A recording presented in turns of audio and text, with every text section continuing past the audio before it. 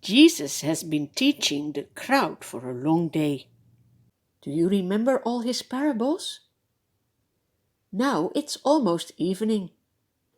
Jesus says to his disciples, "Let us go over to the other side of the lake." There they go. They leave the crowd behind. Do you see Jesus and his disciples in the boat? How many people do you count?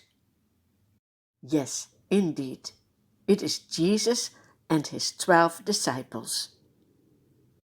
On the lake there are also other boats.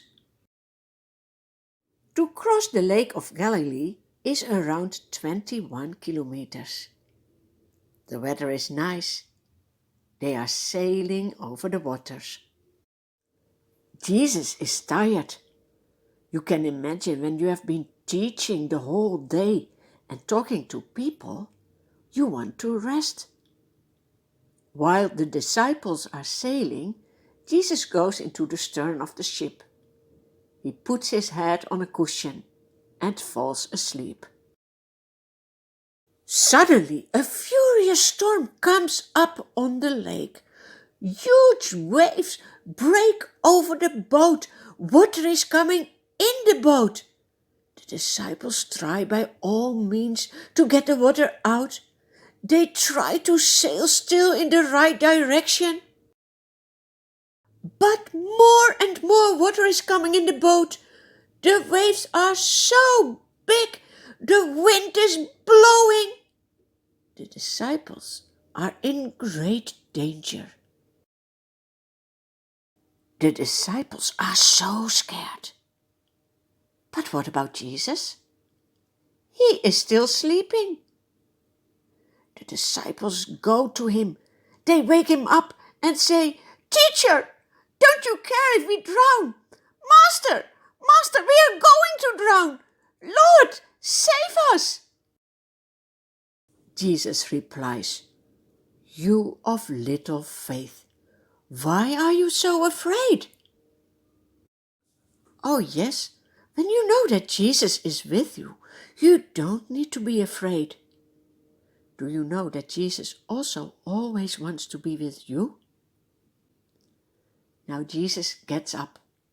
He rebukes the wind and says to the waves, "Quiet, be still." Then the wind dies down. No huge waves anymore. It is completely calm.